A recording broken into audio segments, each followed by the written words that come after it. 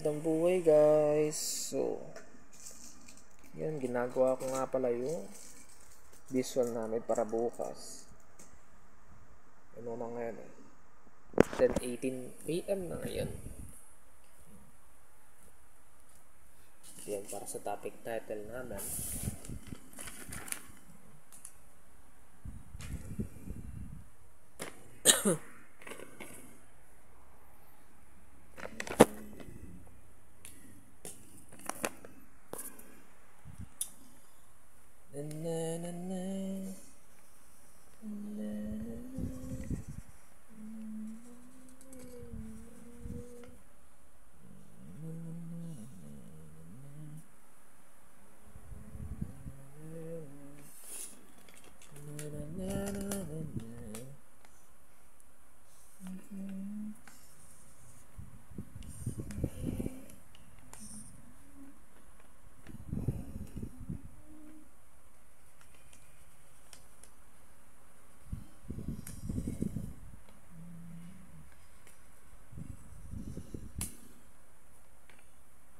Topic namin for bukas sa geography is all about geographic mobility of labor, guys. Geography. Okay. Tayo. So, I have this folder right here. Glue. Para pandikit bukas. Mag-design ba bukas?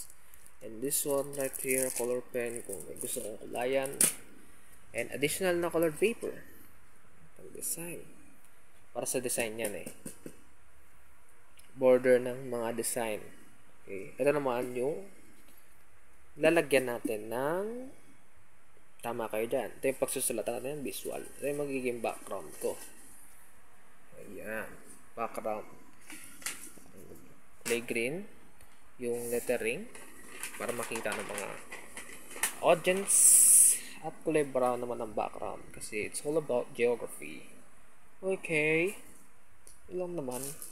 Actually, hindi ako nakaisip ng kulay niyan. Yung klase ko. Nag-gropa ko. Nakaisip yan. So, tuloy natin. Mobility.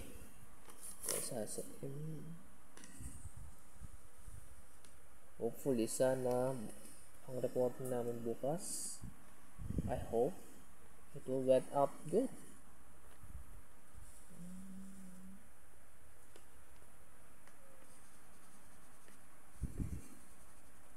Actually, muntik na kami mawalan ng part eh. Yun. Buti na lang na kita ko agad. At sinabi ko na kami na lang sa visual. Grabe, kinalimutan kami.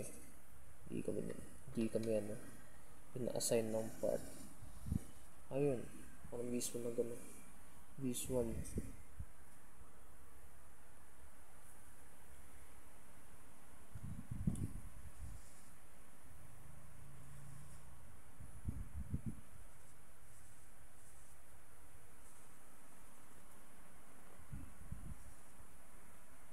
Honestly, wala rin akong idea na may report kami bukas.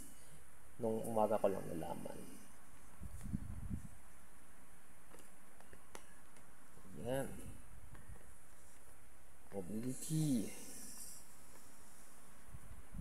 Letter B. Ito yung para sa letter B.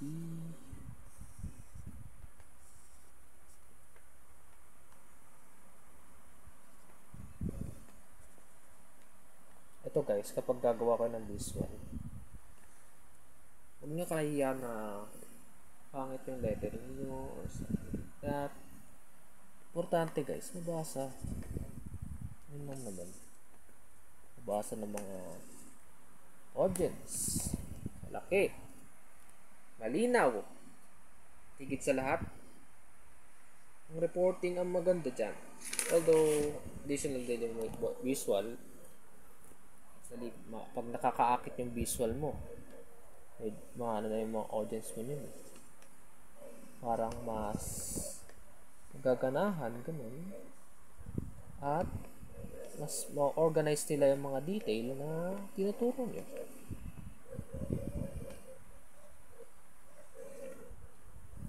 mahirap pag walang visual. Wala silang guide.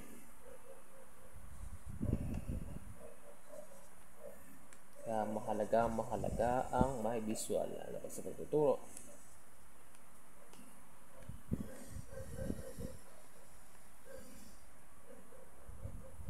Although not recommended na ngayon yung na gumamit ng ganito, ganyan. Usually sa mga PPT na eh. Pero since estudyante pa lang tayo, college student, ganito tayo. At ba't sinabi ko na hindi recommended siya na magganto yung visuals na? Kasi nga, mas mapagastos ka pa eh. Agastos ka pa sa kartolina na gagamitin. Diba? Hindi tulad pag sa PPT na. Presentation. Madali na lang gawin. No? Tulad pag ganito, mapapaprint ka pa ng mga kung ano, gagastos ka pa ng mga sobra pa sa 50.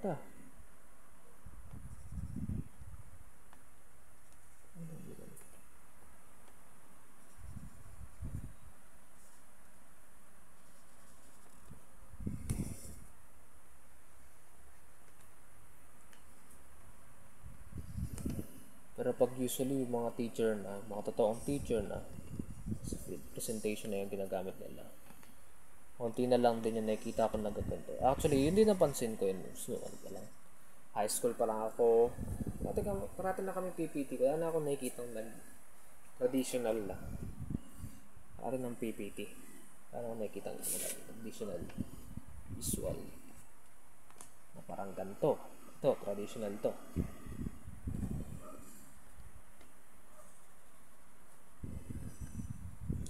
Pero kung wala naman kayong laptop para pang or projector, pwede naman kayong magganto na lang.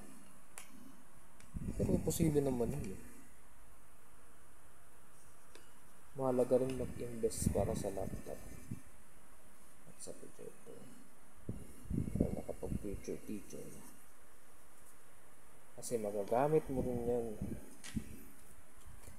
Tuturo ka na pag nasa field ka na.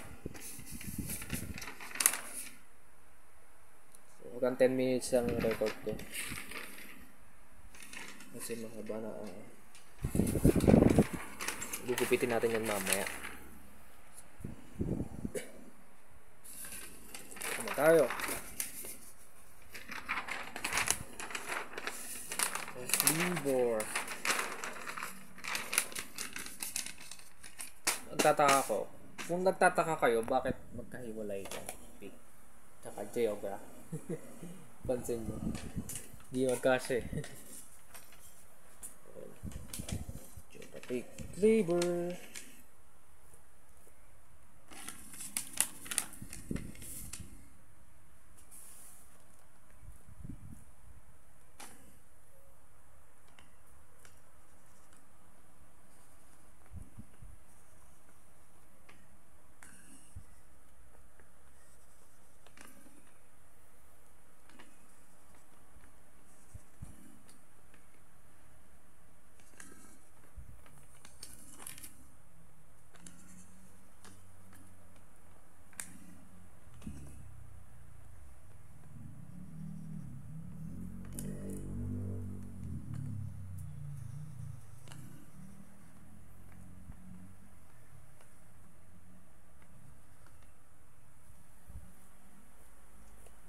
Minutes. Putulin ko muna to pag 10 minutes.